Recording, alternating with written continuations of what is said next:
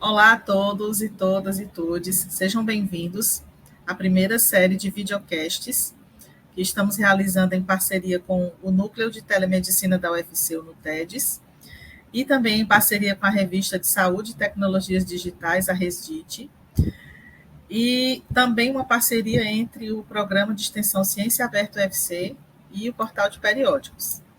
Eu sou a Juliana Lima, sou bibliotecária aqui na UFC, e hoje a gente vai receber nessa primeira série de vídeos um convidado muito especial, principalmente para os editores científicos e bibliotecários que já conhecem bastante o trabalho dele. Então, a fama dele já é bastante conhecida. Tá? Nós vamos receber aqui o Gildenir Carolino Santos. O Gildenir, ele tem bacharelado em biblioteconomia pela Pontifícia Universidade Católica de Campinas, fez mestrado e doutorado pela Faculdade de Educação da Universidade Estadual de Campinas, onde também atuou como diretor técnico de serviços por 18 anos. Ele também tem pós-doutorado em divulgação científica pelo Laboratório de Estudos Avançados em Jornalismo da Universidade Estadual de Campinas. Concluiu também pela Universidade Estadual de Campinas o curso de especialização de Desenvolvimento Gerencial em Instituições Públicas. Foi bolsista, visitante e consultor, atuando junto ao CCN, ISSN e Rede Latindex na coordenação de atendimento à comunidade do Instituto Brasileiro de Informação em Ciência e Tecnologia, o IBICT. Ele também é editor de revistas científicas digitais das áreas de educação e biblioteconomia, a revista RDBCI, Revista Internacional de Educação, e também a Revista Internacional de Educação Superior e a Revista Brasileira de Preservação Digital.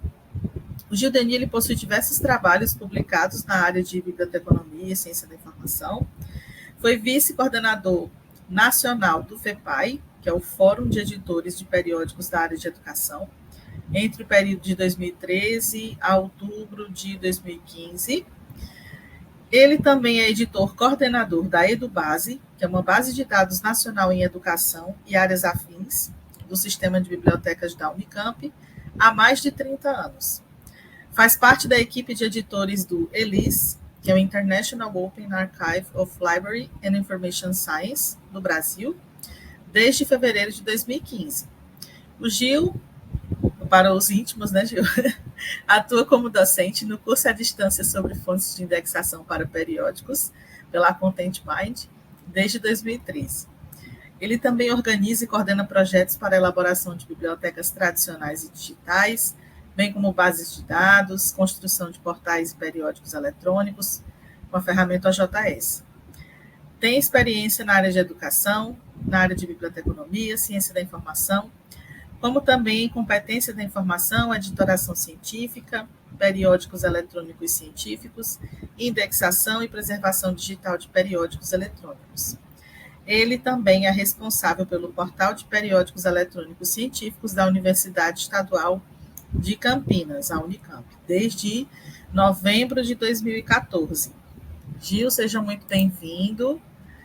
Fiz questão de ler todo o seu currículo completo, porque realmente, assim, é uma grande trajetória que você tem, e também de muito, muito esforço, né, e muito prestígio. A gente vê realmente que você se dedica e ama o que você faz. Então, vou deixar também você falar algumas palavrinhas iniciais e logo a gente já vai começar a te fazer algumas perguntas, que o nosso interesse hoje aqui é justamente dar algumas dicas para quem é editor científico ou quem trabalha em periódico científico, em como, enfim, dicas sobre como indexar sua revista científica, que todo editor precisa saber. Bom dia, Juliana. Bom dia a todos. Juliana, é com satisfação que também estou aqui para falar sobre esse assunto.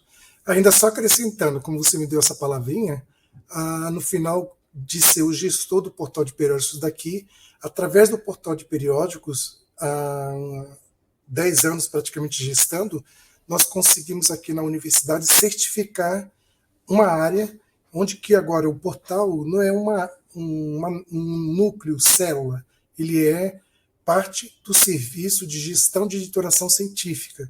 que é o departamento agora que ele faz parte. Então, é um serviço que deu frutos, não somente para a universidade, mas também para construir um departamento que dá todo esse suporte. Além desse assunto que a gente vai tratar aqui, sobre indexação, que a gente dá o suporte para os editores sobre a indexação aqui do nosso portal, da nossa comunidade. Então, é um prazer estar aqui. Obrigada, Gil, pelas palavras e assim, também agradecemos muito por esse seu relato e explicação aí desse novo departamento, essa nova conquista, que também é fruto, com certeza, do seu trabalho. E eu também gostaria de, antes mesmo da gente iniciar a conversa, deixar mais um elogio para você, muito merecido, porque você é um dos bibliotecários que também abriu muitas portas e caminho para outros bibliotecários que tinham interesse em trabalhar com periódicos científicos, que se interessaram por essa temática, né? Inclusive eu também gosto muito de trabalhar com periódicos, indexação, e você com certeza foi uma dessas fontes de inspiração, de consulta, de conhecimento, que eu tive assim o prazer de conhecer, né, e de ler, de ouvir, em muitas oportunidades, tá bom? Mas vamos lá, partindo aqui para o que as pessoas tanto querem saber. Algumas até já sabem um pouco algumas coisas, mas é sempre bom ouvir de um especialista, porque tem dicas realmente assim preciosas para apresentar, né? Como a gente costuma dizer, tem assim o passo a passo correto para que as pessoas consigam a aprovação ou então consigam adequar suas revistas, tá bom? Então, Gil, começa, por favor, explicando um pouquinho para a gente o que é o conceito, né, de indexação, o que é indexação de periódicos, qual é o impacto disso, qual é a importância. E aí depois você também pode até dizer quais são os indexadores e quais os tipos que existem, tá bom? Beleza, Ju. Vou começar também, eu vou chamar de Ju, porque eu conheço também faz tempo, e vou chamar de Ju, que é mais carinhoso. Bom, indexação no sentido, aqui dentro da área da editoração científica, a gente pode dizer que é a inclusão de periódicos em indexadores reconhecidos para melhorar a organização e o acesso. Com isso, a indexação ela pode ser entendida em 3 pilares: política, solicitação e processo. Na editoria científica, como estava propriamente dito, é no caso do editor ou bibliotecário que compreende o ato de solicitar a inclusão do seu periódico em um indexador, seja a base de dados, índice, diretório, portal. Então, isso faz com que seja o sentido na editoria científica do processo de solicitação. Na prática, ele funciona como um processo, significando a inclusão de metadados, título, autor, resumo, palavras-chave dos artigos coletados, organizados, disponibilizados em um sistema de gestão por um bibliotecário. E, por fim, a indexação entendida como política é aquela que é a realização de padrões e normas feita por especialistas. Aí tem um grupo de especialistas que definem esses padrões, essas normas, para dar a visibilidade, a concretização, que as publicações promovam a visibilidade e a preservação das informações. Isso é um impacto correspondente à indexação em si. Tá? E esse impacto, como dito aqui, ele tem também um tripé. Ele é válido por qualidade, visibilidade e credibilidade. Então, sem esses 3, não haveria a indexação. Então, a indexação serve como selo de qualidade, pois a base a base só aceita periódicos que cumprem esses critérios rigorosos. Isso aumenta drasticamente a visibilidade global e, consequentemente, a chance do artigo ser lido, citado e elevado o seu fator de impacto e a qualidade da sua estrutura, dos seus trabalhos publicados, além da elevação também do Qualis. O Qualis está saindo agora, que agora vai ter um novo sistema, mas ele também enfatiza muito. Então, lá em 98, quando começou o Qualis, os periódicos começavam a acelerar o processo de indexação. Então, pediam para os os fornecedores de base de dados, de índices e diretórios, a submissão do seu periódico para indexar. Então, isso ocasionava essa subida do Qualys, que tinha aquele panorama de A, B, C, e depois foi mudando os extratos. E aí, eu acho que podemos classificar os tipos de periódicos, de indexadores, que os periódicos estão vinculados, como eu disse, em base de dados, diretórios, índices e portais de indexação. Mas já estou até revendo essas tipologias para outros 3 tipos, porque se você for ver, você vai falar diretórios de acesso aberto. E como exemplo, a gente vai ter o DOAJ e o Latindex. Alguns falam DOAJ, eu falo DOAJ. É a forma que eu vou ler e vou explicar. Eles focam em boas práticas de transparência. Então, esses diretórios de acesso aberto. Quando você fala base de dados regionais de alto impacto, você quer direcionar para o Cielo, para a Redalic, que exige uma alta qualidade, mas foca com publicações de região específica. E, por último, também, uma outra classificação que eu estou colocando é as bases e índices internacionais de excelência, que vai focar na Scopus, Web of Science, que vai tentar dar parâmetros para métricas de citação global, o Site Score, fator de impacto, e são o topo da qualificação. Quando a gente fala de fator de impacto, a gente não fala que meu periódico tem um fator de impacto.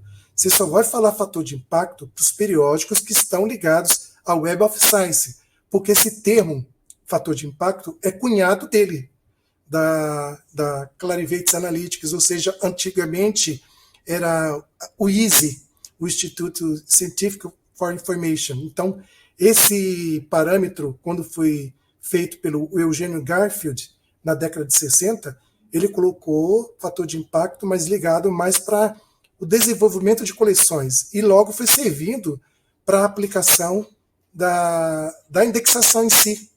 Tá? Então, quando vocês ouvirem falar fator de impacto ligado à Web of Science e os periódicos que estão dentro da Web of Science, nenhum outro periódico vai falar fator de impacto. Posso falar assim, indicador de citação, aí tudo bem. E no site Score, que é o do Scopus, é a forma que você vai falar, que é paralelamente semelhante ao fator de impacto. Vocês viram que o Scopus não fala fator de impacto, fala o site Score. É diferente. E lembrando ainda que podemos classificar esses tipos em públicos, privados e autônomos, certo? Fica com você, Juliana. Muito obrigada, Gil, excelente explicação. Inclusive, pessoal, toda essa categorização e apresentação dos tipos aqui que o Gil falou para a gente, também estão disponíveis em diversas publicações dele. Ele também você tem um guia, né, Gil, de fontes de indexação. Então, fica a dica também de um material para quem quiser consultar e se aprofundar sobre essas tipologias que o Gil acabou de nos explicar. Tá bom? Tudo lá depositado também, alguns no Figshare, tá? Ótimo, perfeito. O Figshare, gente, é um repositório de dados, mas também tem muitas outras apresentações de slides, muitas pessoas depositam lá também as suas apresentações e outros tipos de materiais, assim como o Gil também indicou para nós aqui durante essa fala dele, tá bom? Gil, eu queria agora te pedir para explicar um pouquinho para quem estiver nos ouvindo sobre alguns critérios essenciais que geralmente essas fontes de indexação, os indexadores, né, como alguns chamam, solicitam. Antigamente, eu até digo antigamente, mas não tão antigo assim, né? Quando as revistas cumpriam aquela periodicidade tradicional, tinha a questão de que tinha que, por exemplo, uma revista semestral, ela não podia atrasar ou não podia descumprir essa periodicidade, que é o que a gente chama aí de regularidade, né? Meio que um pouquinho isso.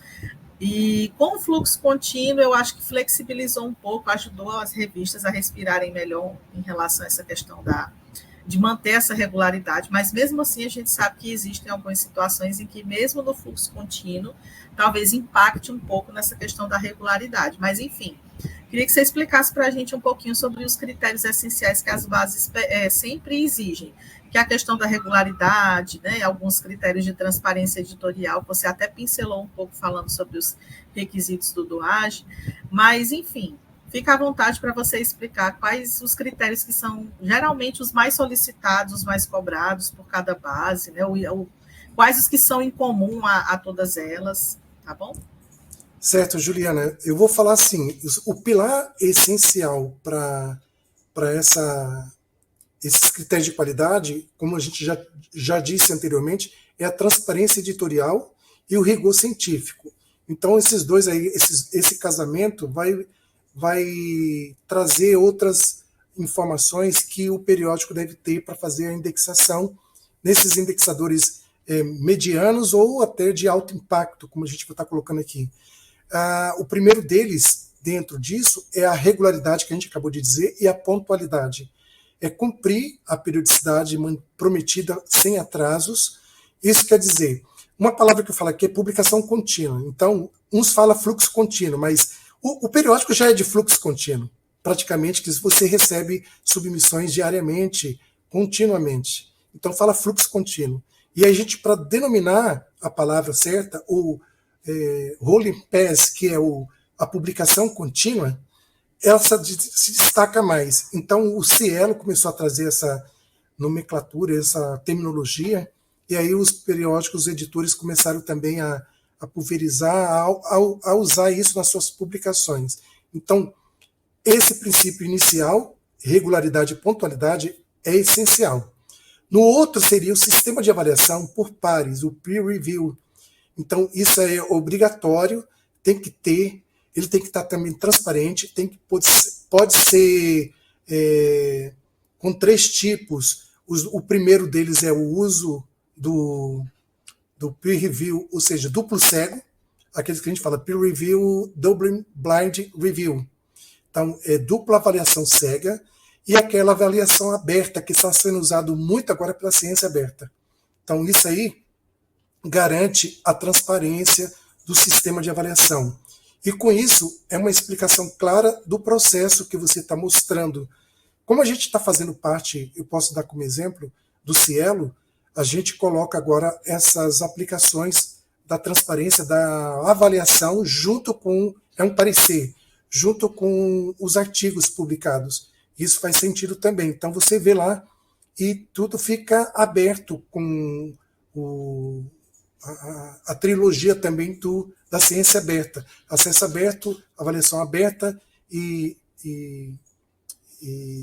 dados abertos. Então você tem essa expectativa dentro dessa trilogia da ciência de colocar esse parecer aberto. Então esse é o segundo tópico. E por último, no terceiro, composição editorial. Isso vai envolver o conselho, o comitê editorial, que alguns falam também, que é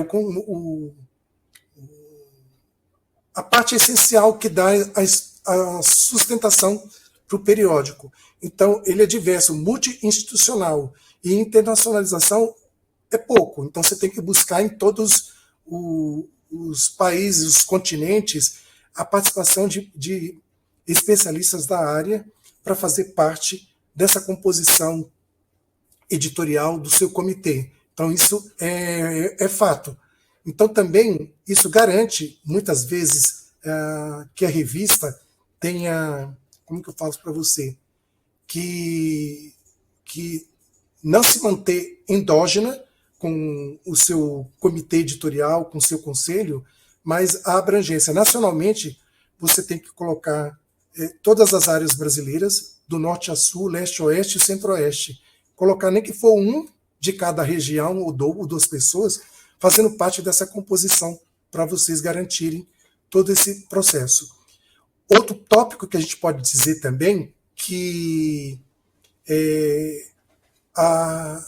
ajeitar os periódicos na forma dos metadados é essencial.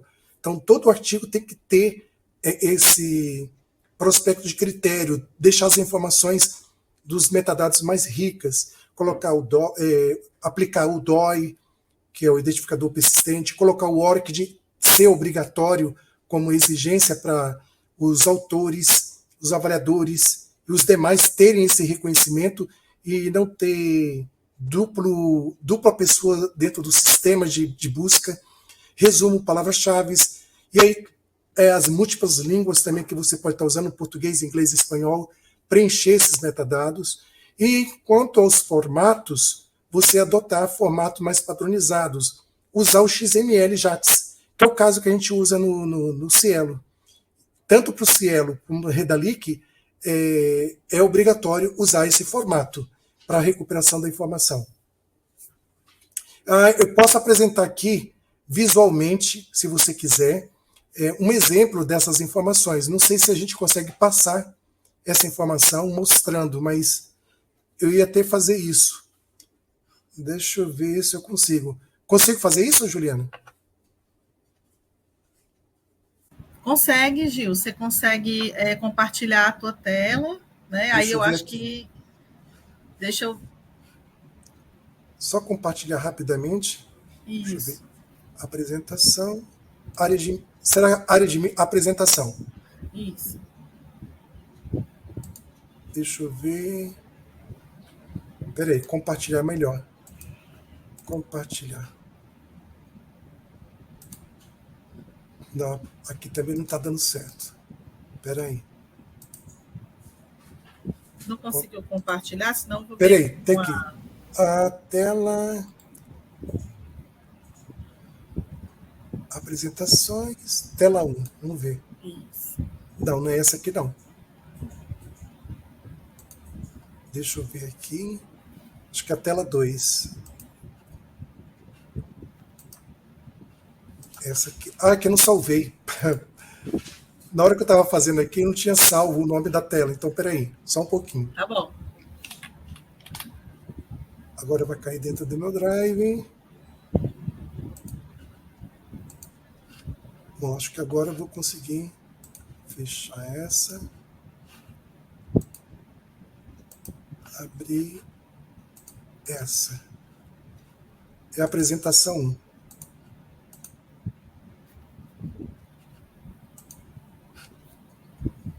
Pronto, deixa eu só... Agora eu vou conseguir compartilhar a tela.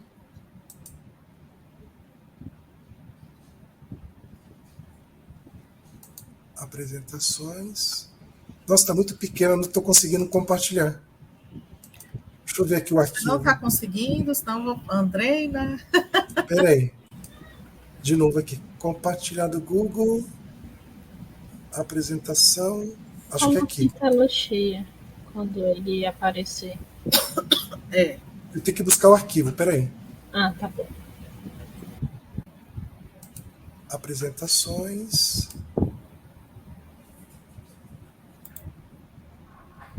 Nossa, eu salvei agora aqui, o negócio sumiu. Apresentação. Espera aí, deixa eu salvar de novo. Tá bom. Ele está aqui no Drive, esse. Deixa eu pôr ele dentro da outra pasta. Vai cair no... Salvar aqui. Abrir aqui. Vou salvar até em PDF. Tá bom. É assim, Gil, quem sabe faz ao vivo, acontece. Exatamente. Ó, agora está aqui, ó. Exemplo, tá abrindo aí, não tá? Aqui não apareceu ainda para mim, não, mas deixa eu ver. Agora acho que vai carregar. Tá carregando, né? Isso. Pronto, apareceu. Você colocou aí em tela cheia?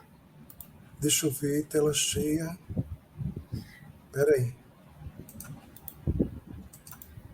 Tá em tela cheia? Tá em tela cheia. Beleza. Então aqui temos exemplos de organização no JS e a marcação XML. Ó. Aqui nesse que eu vou estar mostrando é o site da revista que eu sou editor, Revista Digital de Bibliotecnologia e Ciência da Informação. Dentro do site de políticas, eu abro aqui, tenho revisão por pares. Então eu tenho que deixar isso claro, essa revisão por pares, aqui dos avaliadores, tudo disponível. E essas informações que é a composição, eu posso também colocar em outro formato, que é o do time, a equipe editorial. Mas dentro do processo de revisão por pares, é isso que eu queria mostrar. Você clica aqui, você vai ver essas informações, e aí eu tenho ética, também deixo dentro de política, que eu vou estar desmembrando as informações, deveres dos editores, dos avaliadores, dos autores. Isso aqui é pedido pelos indexadores, para estar em destaque dentro da revista, dentro do periódico. E aí, em XML, você vai ter, aqui eu trouxe o exemplo da revista da RDBCI, que você clicando no site dela tem as informações, e clicando em todos os números, você vai clicar, vai cair o número atual, você pega aqui no sumário um artigo que você verifica, e ele vai estar na linguagem XML. O que você vê aqui por trás é a linguagem XML, que visualmente, nos links, quando você clica, você vai abrir as informações mais tridimensional, ou seja, quadro 1. Então, quadro 1 vai abrir as informações que está dentro desse quadro. Referências, quando você abrir, vai ter a referência completa aqui dessa informação que foi citada nesse trecho aqui do artigo. Então, isso aqui é uma linguagem XML. E tem aqui embaixo, quando você clica nesses botões, ele vai abrir outras informações que você pode ver as imagens, os idiomas, aqui os links e a forma de referência de citação. Então, isso é apresentado para vocês da forma de... como que eu posso dizer? Deixa eu parar meu slide aqui. De referenciar os modelos de composição de equipe editorial e composição dos avaliadores. Perdão, lhe interromper, mas o senhor estava passando o slide porque não está aparecendo para a gente. Seu microfone está desligado. Agora parou, eu tirei já. Era só aquele exemplo. Não, é porque não mostrou nenhum exemplo. Ele está parado na mesma tela. Isso. Não acredito. Foi isso que eu achei estranho, que eu estava... Aqui, ó, apresentação. Ok. Abri, compartilhei. Coloque a Juliana em tela cheia. Voltei, gente. Pronto. Coloque em tela cheia, porque aí, às vezes, ele dá esse bug. Se o senhor passou, para mim ainda está naquela primeira tela. Exemplos de organização no OJS. Vou pôr de novo. Tá, para de apresentar e tenta reapresentar de novo, tá bom? Ok. Oi, gente, voltei. Desculpa, deu uma queda aqui, mas ainda bem que foi rápida. Ó, ele não está indo para frente. Eu estou abrindo aqui arquivo, compartilhar. Deixa eu ver se eu consigo compartilhar. Não, professor, do lado da câmera tem o computadorzinho e uma setinha. Aí você clica nela e aí é que vai fazer a apresentação da tela. Aí ele vai dar, se eu não estou enganada, são 3 opções. Aí o senhor clica em tela cheia e escolhe uma das telas que vai querer apresentar. Peraí, ó, do lado da câmera eu abri um que Isso. tem o computador. Compartilhar essa tela. Ok. E o senhor tem quantas telas agora? Eu estou em uma única tela com vocês. Tá, beleza. Então, o senhor pode clicar em tela cheia e clicar na telazinha que ele aparece. Mas aqui não dá opção tela cheia, dá opção assim, eu abri, permitir que a conferência tal dê permissão para livre MG 050, tal, ver sua tela.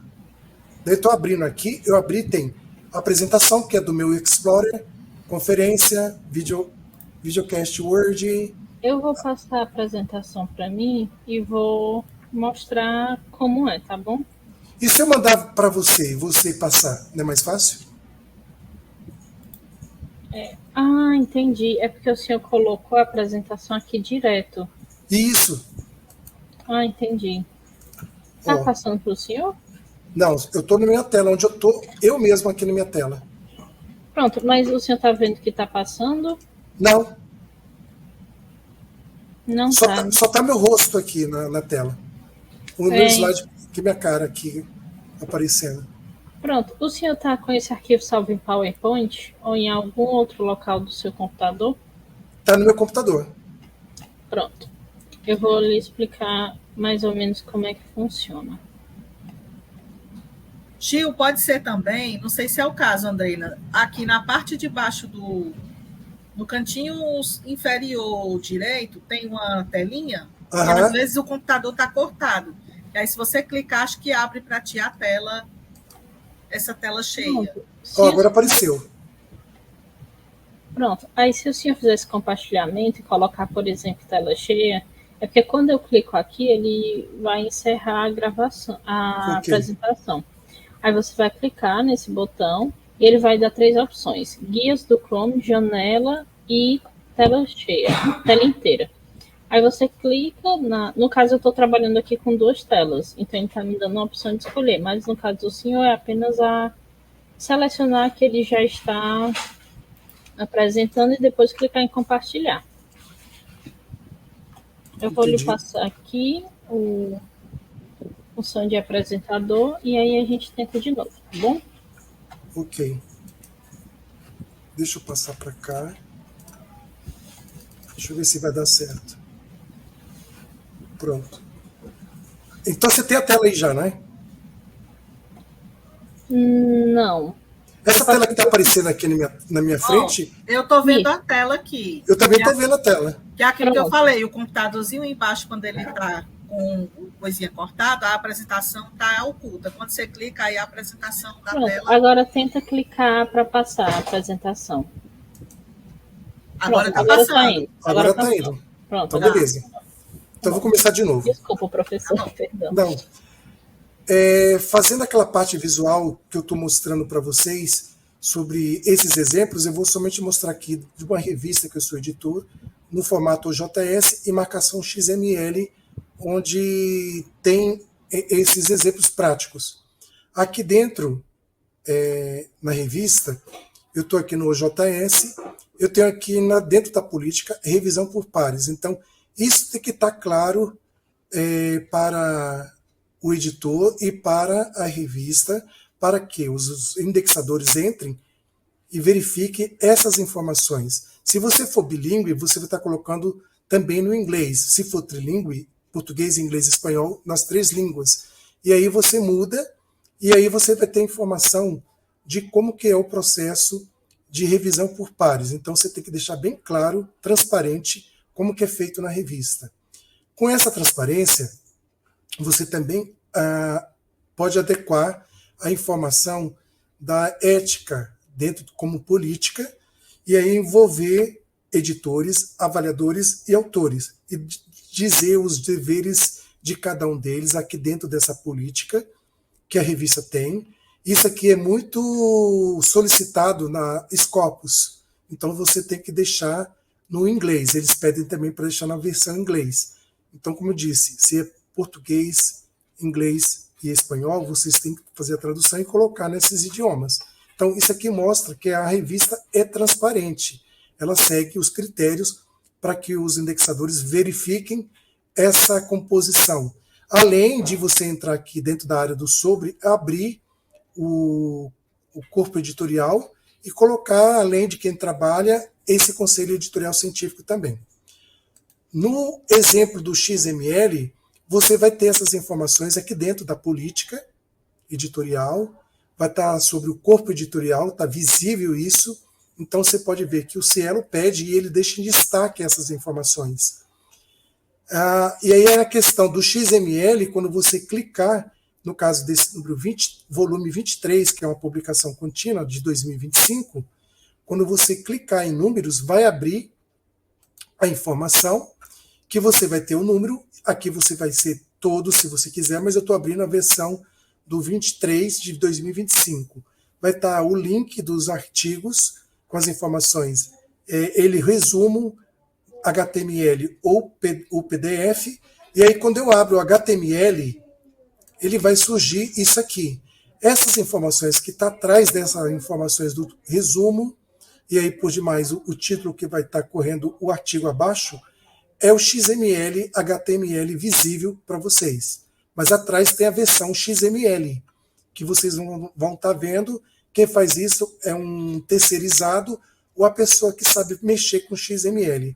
E isso é uma questão, no caso aqui do Cielo, que solicita para que a revista tenha. E a Redalic também. Então, isso aqui são os exemplos. E aí, dentro da integração do exemplo mesmo, você vai ter aqui um quadro 1. Quando você clicar no quadro 1, ele tem a abertura que você vai abrir e vai projetar a estrutura desse quadro 1. É uma linguagem XML que está linkada com essas informações. Quando você clicar no link de referência que tem a citação, você vai abrir a referência completa dessa informação. Tudo isso aí é a linguagem XML. Além dos botões que vai ter aqui, ó, que vai fazer a composição geral, que vai ter as métricas. Aqui no caso eu estou no HTML, que é o XML embutido. Vai ter a inversão de imagens, de traduções de outros idiomas, links e as referências. Então isso aqui é o contexto da linguagem. Essas ferramentas laterais aqui é de acessibilidade que o Cielo coloca também, que facilita muito para as revistas que tendem a ter dentro do seu histórico a apresentação de um acesso de acessibilidade para as pessoas com deficiência. Isso é importante também. Eu acho que nós chegamos a ganhar a entrada no Cielo justamente por ter essas informações, que nosso parecer foi muito bem elogiado com essas questões de revista ampliadas, ou seja, que coloca as informações com textos, imagens e sons para facilitar muito o público acessível. Tá? Eu acho que era só dessa parte de apresentação. Deixa eu parar aqui. Gil, gostei muito que você falou aí sobre essa questão da publicação ampliada. Tu pode explicar rapidinho para o pessoal entender o que seria essa publicação ampliada, porque cada termo novo, né, e as dicas para o pessoal indexar, tudo aqui tem muito valor. Né? Então, pois é, por favor, a publicação ampliada nada mais do que, além do texto que você tem, o HTML, XML, PDF, você colocar imagens visuais para que o periódico possa ter, vídeos e o som traduzido, ou seja, para também Libras, para você ter o acesso a essa informação. Então, aqui dentro, deixa eu ver se eu pego um artigo, principalmente para ilustrar isso que eu estou falando para vocês, que a nossa revista já tem. Então, eu vou abrir aqui, ó, um novo arquivo. Aqui do lado. Permitir. Deixa eu ver se eu consigo mostrar para vocês. Eu estou nessa tela. Eu vou passar para essa. Pronto. Eu vou permitir. Será que... consegue... Pronto, carregou, viu, Gil? Está carregando? Está carregando. Já carregou aqui. Está aparecendo. Aqui para mim está aparecendo pequenininho, mas não sei se eu vou conseguir mostrar, mas acho que dá. Aqui embaixo eu tenho nossos artigos. Eu tenho um título, eu tenho aqui o PDF dele, que eu vou abrir, vai baixar aqui em cima, vai baixar o inglês também. Eu quero o áudio. Aqui o áudio. Eu tenho a informação justamente sobre essa publicação, rumo a uma administração pública convencional, conversacional. Serviços públicos, chatbot, bots e novos desafios organizacionais para as administrações locais. Tem ela em português e italiano. Tenho aqui. Dá para ouvir? O som não está saindo, porque eu acho que você tem que compartilhar o áudio da tua aba. Talvez no botão direito no topo aqui da aba, eu acho que aparece uma opção ativar o som da guia. Aí você talvez consiga. Espera aí. Do topo... no topo da aba que está aberta, você clica com o botão direito, aí vê se aparece uma das opções compartilhar áudio ou ativar áudio da guia. Não abriu. Ativar som. Abri. Isso. E agora, vê se abre. Professor. Bem baixinho, mas a gente está ouvindo. Tá dando para ouvir, Gil? Bem baixinho. Deixa eu ver se aumenta. Aumenta o som, Gil, aqui ali mesmo onde está a tua ferramenta de som aí do áudio do artigo.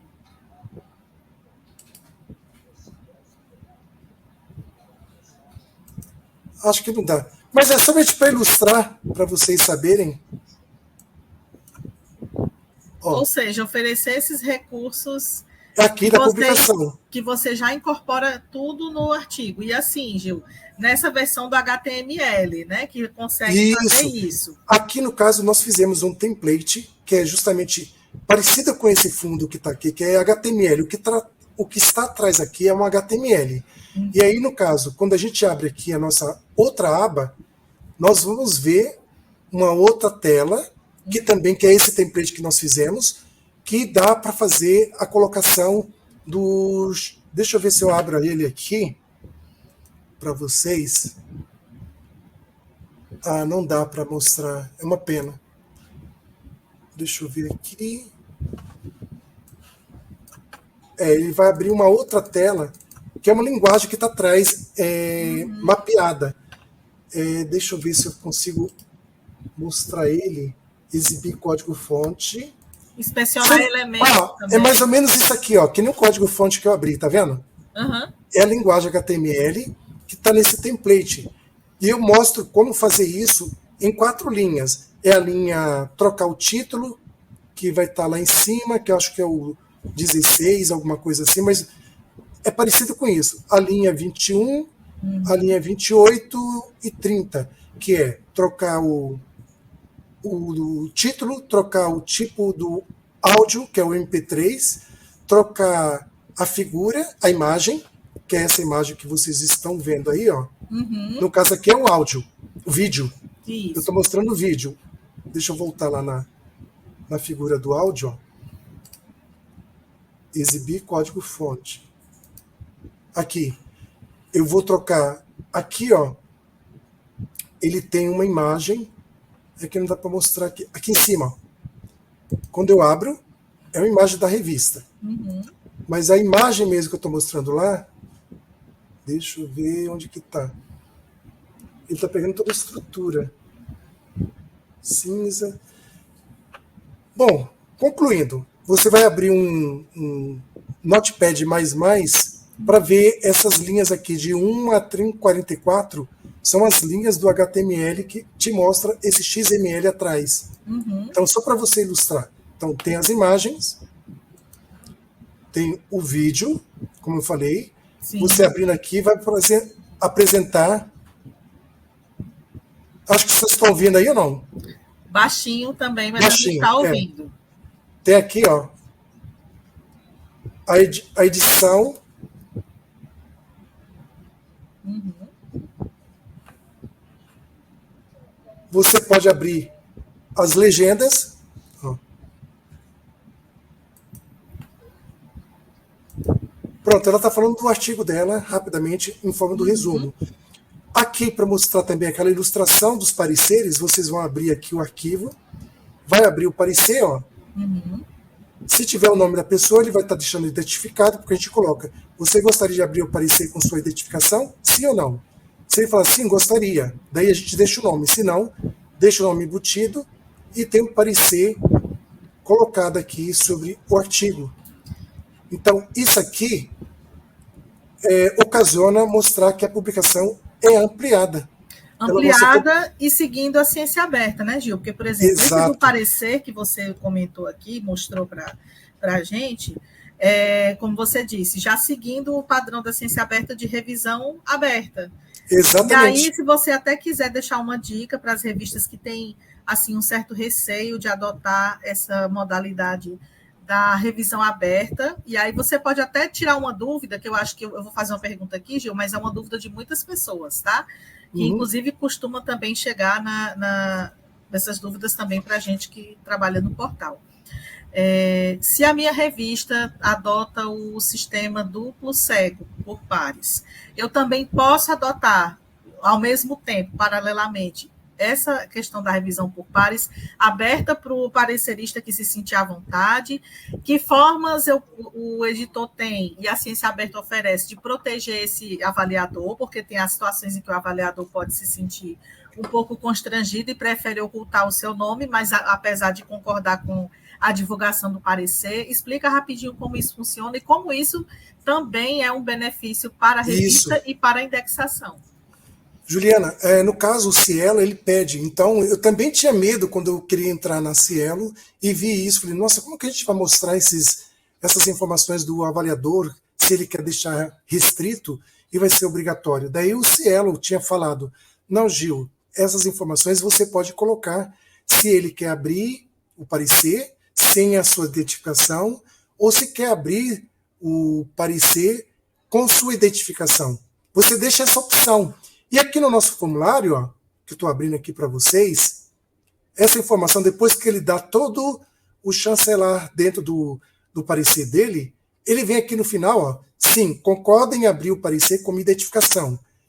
Eu acho que dá para vocês verem aí, né? Sim, concorda em abrir o parecer sem a minha identificação. Então você pode deixar a sua revista duplo cego e pode deixar também ela aberta ao mesmo tempo, sem problema nenhum. E isso vai dar vantagens para vocês para quando for submeter seu periódico para a Cielo, que já está constando isso. Você já vai ter um pontinho lá na frente na leitura dos critérios. Ah, essa revista já adota a ciência aberta. Então vamos dar um crédito para ela. Então tem isso. Um outro é adotar a língua. Tipo, você tem português e inglês. Você quer adotar o inglês na revista. Sabemos que o inglês, 99% do planeta adota o inglês. Por que não você também adotar o inglês? Faça a tradução do seu artigo e faça a revista ser bilíngue. Traduz, isso também vai estar ganhando alguns critérios futuros para a revista. Então ela vai ver também que você adota o português e o inglês. Você não vai tirar a notoriedade da revista que ela nasceu na língua mãe dela, português. Mas você agregou uma outra língua, inglês. Ah, eu quero adotar italiano. Agrego italiano. Quero adotar o francês. Agrego o francês, espanhol. O que você puder vai ser o multilinguismo, que também faz parte da questão da ciência aberta, que você tem esse contexto. Então, se você fizer isso, vai estar com conformidade com a ciência aberta e você vai estar colocando somente a política da ciência aberta. Se você entrar no nosso periódico, tem tudo isso lá. Vocês podem usar, use e abuse, e só dê os créditos, ó, baseado, adaptado da RDBCI.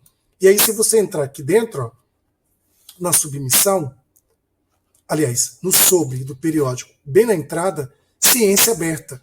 O movimento Ciência Aberta, tal, traz isso, já fala onde que está, focado, a revista adota a receber dados de pesquisa de periódicos, de repositórios abertos, como Zenodo, Figshare, OSF, o próprio Cielo Data, outros aqui, ó, que eu até coloco aqui embaixo, usa pré-prints, também a gente adota pré-prints do Cielo, do Emery, que a gente pode estar fazendo isso, e o nosso formulário está aberto.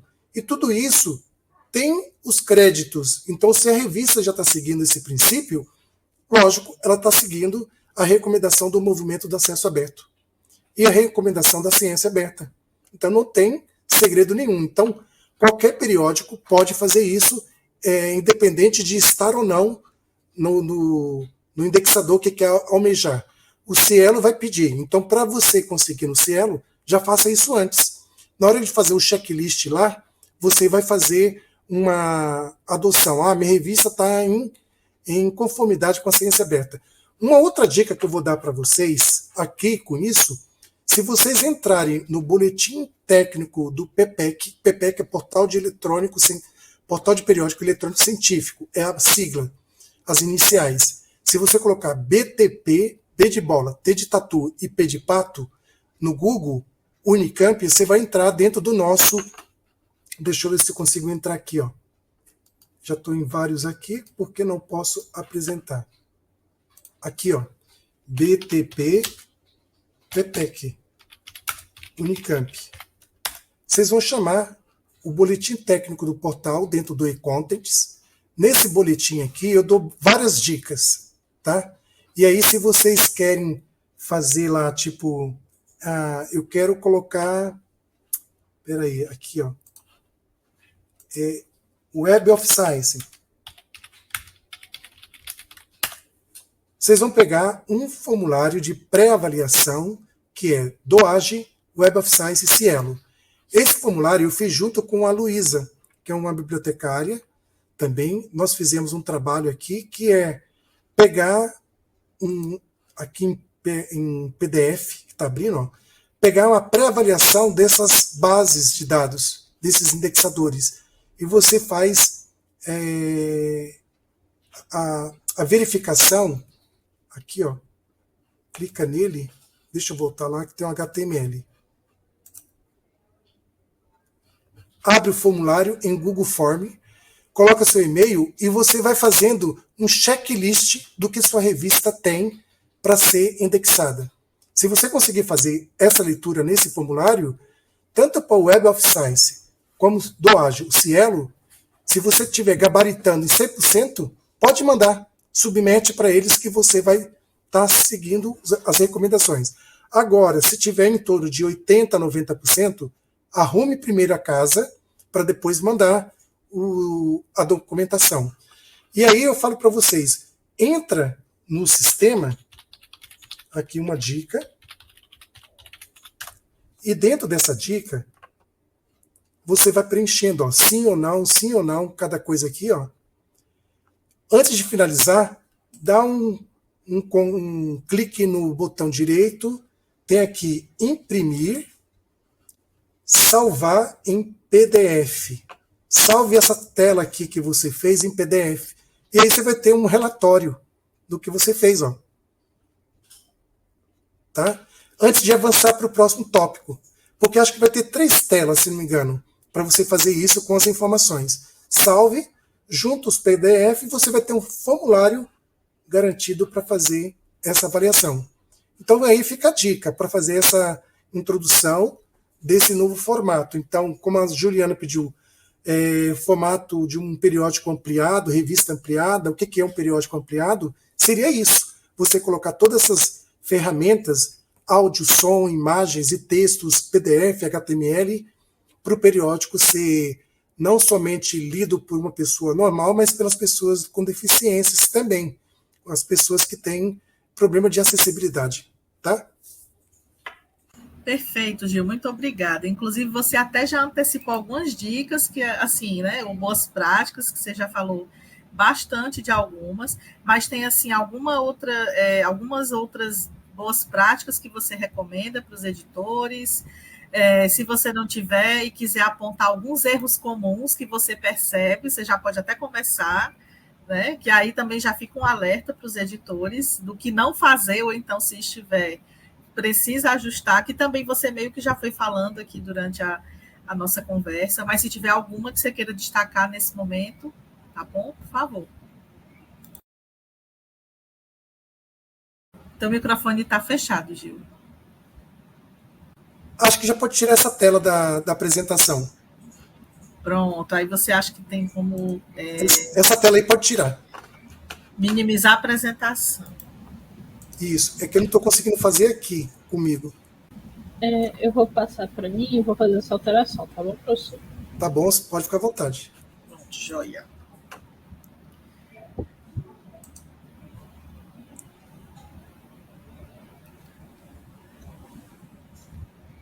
Conseguiu tirar, Andrei?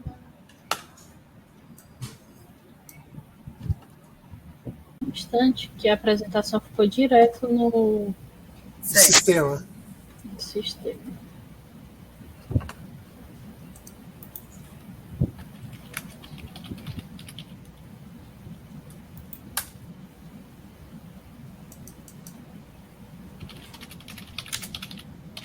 Prontinho. Pode continuar? Pode. Você quer que eu repita, Gil, ou não? Você ainda lembra aqui? Não, eu lembro. Você perguntou que eu disse já anteriormente, mas aí tem as boas práticas que eu posso estar falando aqui para colocar. Isso. Destacar mais algumas e depois alguns erros mais comuns que os editores cometem. Então, essas dicas de ouro que eu posso estar dando aqui para vocês seriam o seguinte. Padronize, eu já te falei lá atrás, padronize ou exija o ORCID para os seus autores, para os avaliadores, todos eles, até os editores convidados, ter essa informação do ORCID na revista ou no periódico. Eu falo mais periódico, tem revista, mas é periódico. Porque de todos esses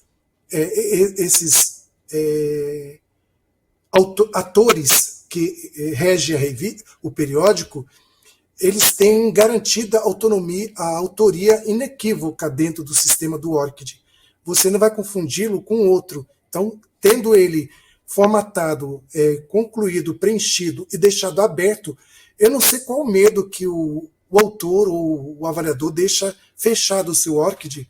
Se ele tem isso no Lattes aberto, por que não deixar no ORCID? Deixa aberto, coloca lá para ter visibilidade.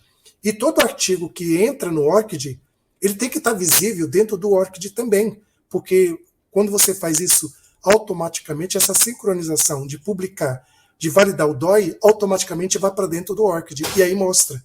E aí é visível. Então, dentro da literatura colocada dentro do ORCID, é bom para você ganhar citações. Já falei do inglês, que seria uma boa aplicação, tem um outro título, porque eu falei que 99% do planeta usa o inglês. Coloca uma segunda língua, fomenta. Eu não quero colocar inglês, eu uso o espanhol, que é a América Latina.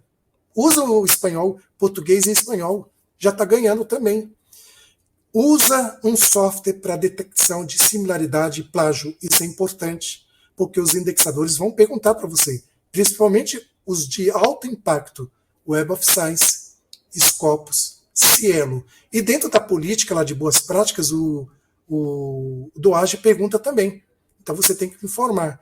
E agora o Latindex está mudando algumas coisas da formatação dele, provavelmente vai estar pedindo isso para vocês.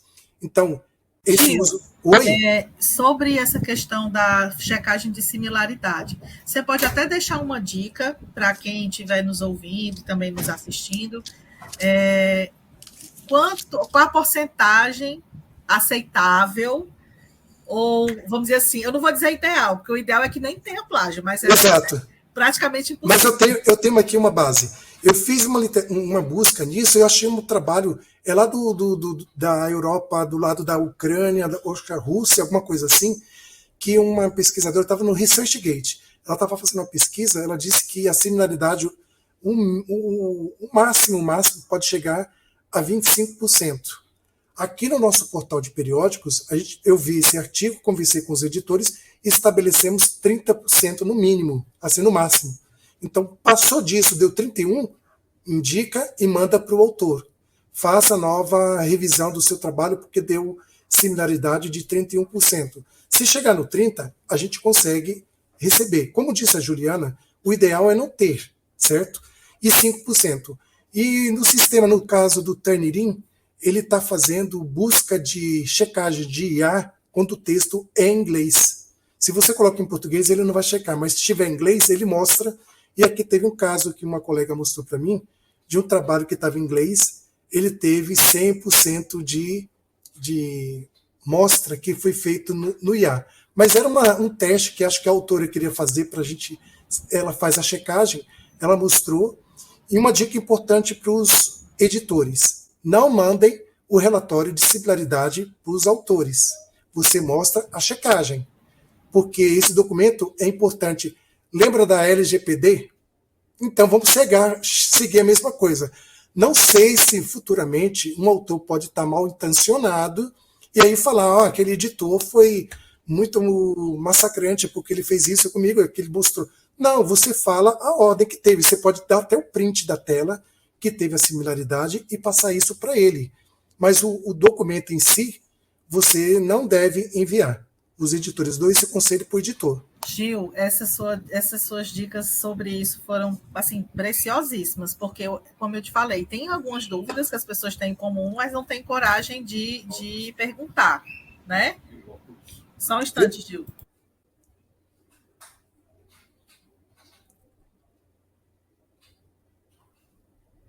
Obrigada, gente, desculpa. Só continuando aqui. Uhum. Então, realmente, essas suas dicas foram super preciosas, Gil, porque, de fato, é uma dúvida que todos os editores têm. Qual, assim, a porcentagem aceitável? O que deve dizer para esses autores quando for encontrado alguma similaridade? E muito cuidado para não chamar também de plágio, né? Exato, por isso que chama similaridade. Então, similaridade vai estar mais ou menos... O plágio... você vai estar afirmando que a pessoa usou de má intenção, má conduta para aplicar no artigo. Então não faça isso. Coloca especificamente que foi visto no sistema de similaridade. Então tem o similarity check, o Tannerin, que é similaridade agora, mas a questão é plágio, que alguns falam, mas independente disso, tenta checar nisso.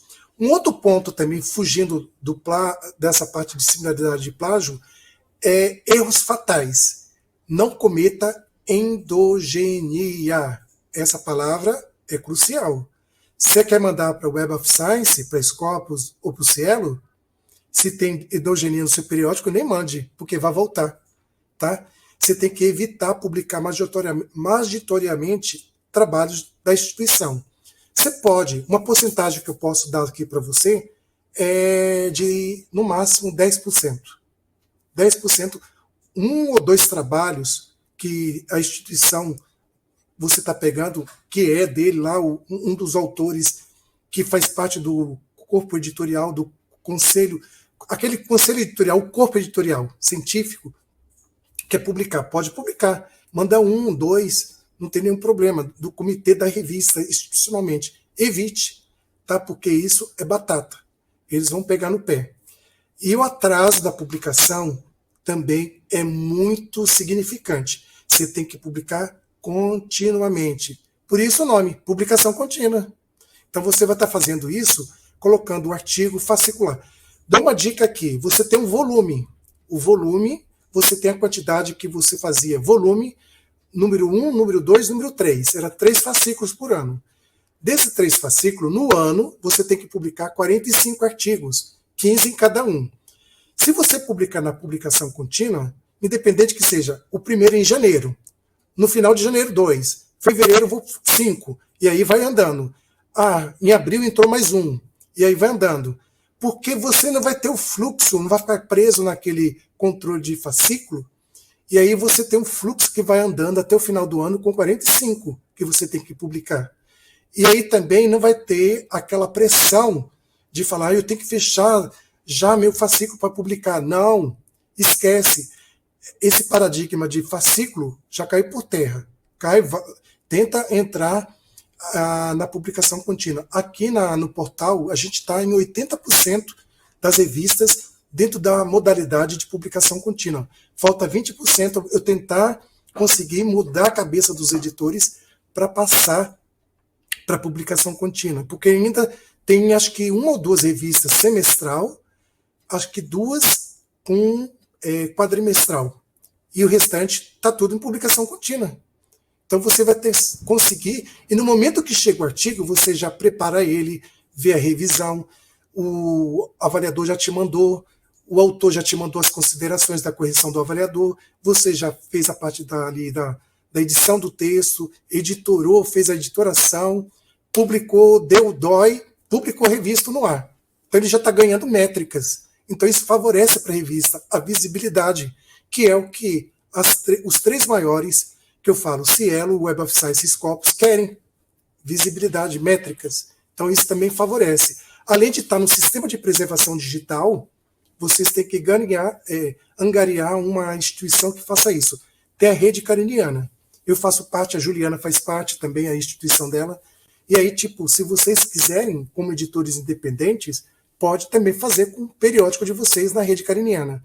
E outra dica que eu falo, na versão 3 do OJS, vá lá no plugins, que se você for administrador, ou peça para o administrador do portal habilitar o PKP-PN, que é uma rede privada de preservação digital que o próprio idealizador do OJS fez, que você habilita e o seu periódico fica preservado. E quando você entra no portal do ISSN Internacional, que você vai ver sua revista, se estiver habilitado e coletando essas informações de preservação, vai estar mostrando o status preservado em PKP, lá mostrando PN, ou preservado na rede cariniana.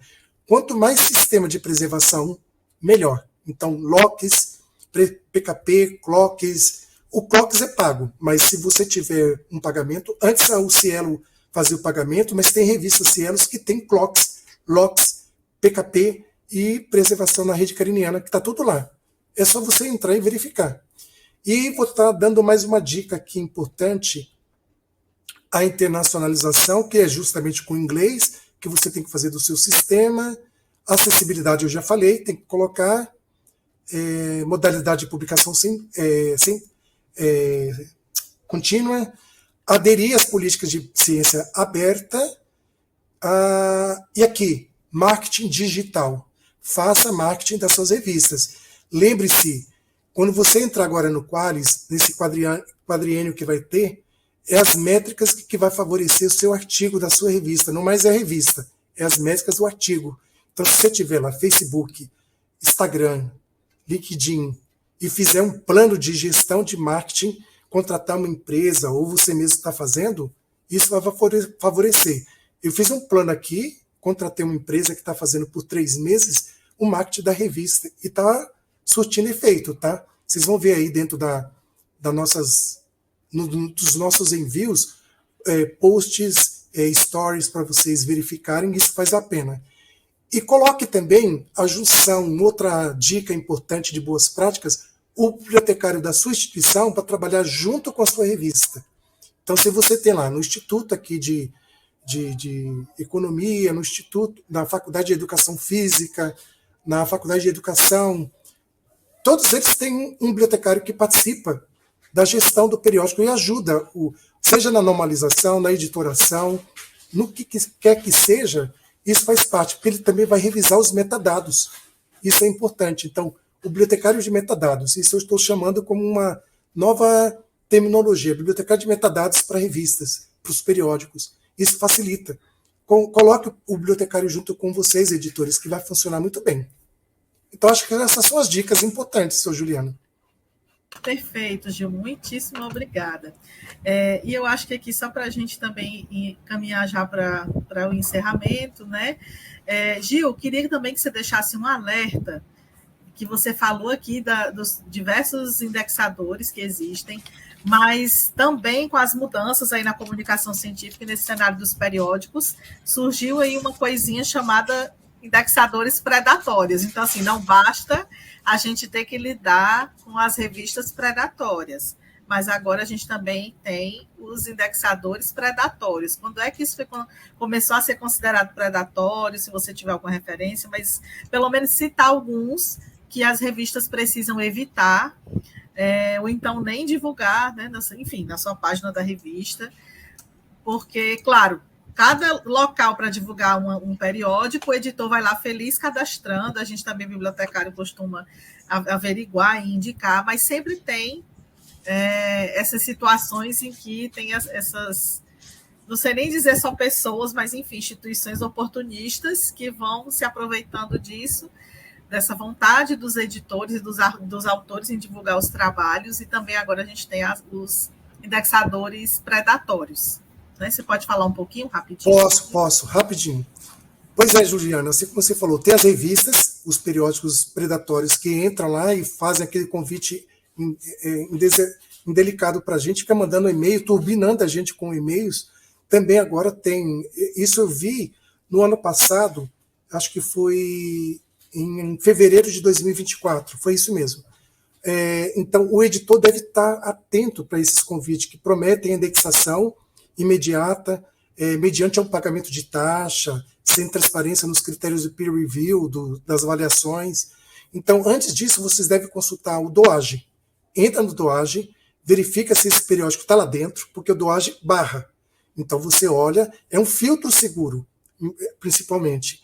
E aí você dá uma olhada se tem essas bases de dados, se elas são confiáveis, se tiver uma listagem, desconfie, para ver se realmente é atento. Então, esses indexadores legítimos avaliam a qualidade, não a capacidade de pagamento, que é o Web of Science, Scopus, Cielo, Redalic, a própria DOAJ, não cobram para ser indexados. Eles olham a qualidade do periódico. E aí, além disso, verificar a veracidade dessas informações no site de hospedagem dos periódicos. Então, essas listas aqui, vou mostrar rapidamente para a gente. Deixa eu abrir aqui. Peraí. Agora que eu aprendi. Gil, outra coisa que assim, eu também achei muito interessante, que você também falou sobre isso, né? E acho que outra pessoa também falou sobre isso no evento anterior da ABEC. Essas fontes de indexação predatórias, elas também costumam fazer aquele joguinho de palavras para ficar parecido com o nome do fator de impacto da Web of Science. Né? Então, eles colocam lá que tem um nome muito parecido com fator de impacto para também causar um certo engano para algum editor desavisado e dizer, olha, a minha revista também tem fator de impacto, quando, na verdade, ela não tem, porque não está na Web of Science, mas cadastrou em algum outro indexador predatório que tem um nomezinho muito parecido, né? Exatamente. Isso que você falou é tudo. Existe dentro dessa lista que eu falei, tem o List of Predatory Indexes and Fake Impact Factors. Então aqui, ó, de 2024. Como eu disse, a palavra fator de impacto é da Web of Science. Eu falei lá no começo com vocês, lembra da nossa entrevista aqui, do nosso papo? Então tem revistas, como a Juliana colocou, que assustam, que mostra aqui praticamente que tem... deixa eu ver se eu consigo ampliar essa telinha aqui, porque tem exibir modo leitura, exibir tela cheia. Dá para ver aí, não dá? Então, é que eu tô com uma barrinha aqui. Isso, está em tela cheia, Gil. É que tem essa barrinha aqui de trabalho aqui, deixa eu ver se eu consigo fechar ela. Está em cima do que eu quero mostrar. Acho que dá para mostrar. Então tá aqui, ó. Scope Database. Engana vocês como se fosse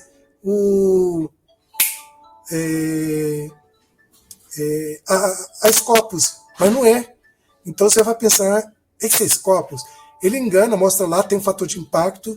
Tem esse aqui, eu chama, se não me engano, acho que é SIS. CIS. Tem o Journal Factor, ó. Cited Factor, tá vendo? Index Copernicus. Cosmos. I2OR, tá vendo aqui, ó?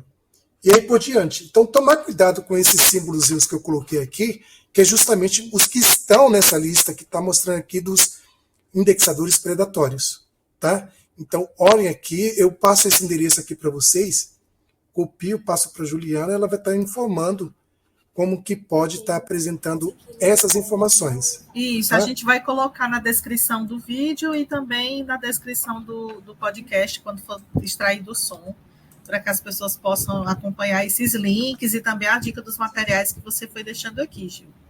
Não, legal. Então, eu já passei aqui no chat de vocês o endereço. Ótimo. Gil, também aproveitar para... E aí sim, realmente a gente encaminhar aqui para o encerramento, né, e te agradecer, mas tem assim uma sequência que você gostaria de deixar rápida, assim, que você gostaria de sugerir para os editores, por exemplo, qual o indexador mais básico para você começar a cadastrar a sua revista, ou seja, ir fazendo uma escadinha, né? Ou seja, do mais básico até o mais avançado. Qual a ordem, mais ou menos, que você recomendaria? Sim, você consegue fazer isso ou fazendo a indexação um processo gradual. E mérito também, né? A sequência ideal, você pode conseguir, se o seu periódico já tem mais de um ano, tenta mandar para o Doage, faz aquela categorização lá com todas as informações que eles pedem, eles vão estar analisando e vai te dar antes a gente recebia um selo com 7, eles tiraram esse selo, que agora não vai precisar mais, mas se você tivesse atingindo 7 categorias que eles pedem lá, você conseguiria receber esse selo. Então, o Doage seria o principal, e aí você abre o Google Scholar. Se no ano você não tiver o Google Scholar, abre um Google Scholar, como se fosse um pesquisador. Eu tenho esse site também, me chama lá dentro do Google, Gil Denis, Google Scholar, criar Google Scholar. Você vai ver um vídeo, vai ver também slides meus. Dentro do Figshare também tem isso, de como preparar um periódico tendo o Google Scholar. Daí você vai ter o índice H do periódico e vai fazer isso de forma manual. Não faz no automático, porque ele assume daquele periódico como se fosse um pesquisador que está sendo publicado e vai pegar automaticamente. Então, se o título do seu periódico estiver próximo, ele pega. Então, deixa dentro do manual. Então, seria isso. Comece com esses menos exigentes, que tenha critérios de alto impacto.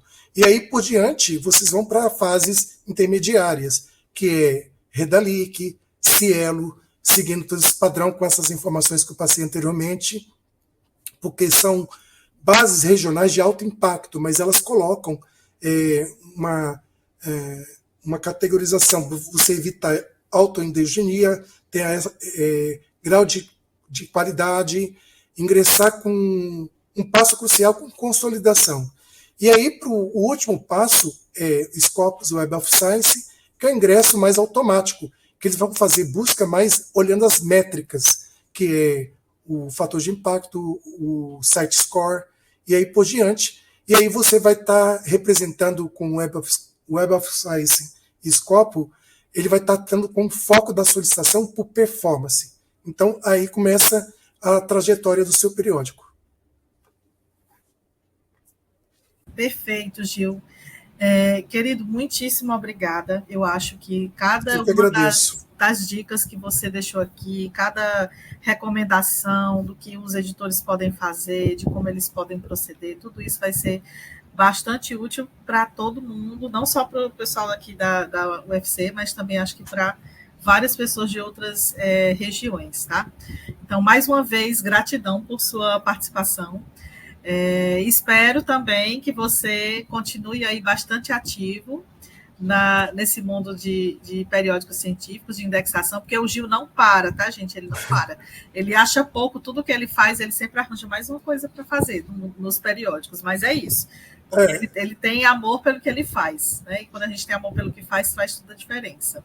Eu já tô encerrando praticamente a partir do ano que vem, em maio, eu vou estar mais livre, então, para dar esse trabalho, essa parte de assessoria, consultoria, quem me procurar, porque vou estar me aposentando, saindo de licença prêmio, então vou estar mais livre para dar esse espaço maior para quem quiser me procurar.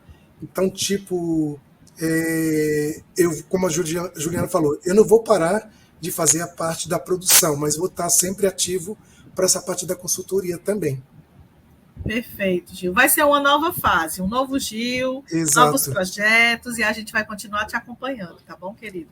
Tá bom. Muito obrigada. Acho que aqui a gente pode encerrar, né, Andreina? Você quer falar algumas palavras, Gil, também, no finalzinho aqui? Não, tá bom. Isso aqui, para mim, foi ótimo. Já dei todo o contexto. Já vou pegando esse material aqui, já estou fazendo um breve artigo pequenininho, mini paper, para deixar também com as instruções que nem vocês fizeram, para deixar lá dentro, para estar fluindo com esse vídeo. Depois eu ponho lá dentro do boletim técnico do portal e vai estar junto com o vídeo que vocês vão estar deixando também disponível, fazendo o link.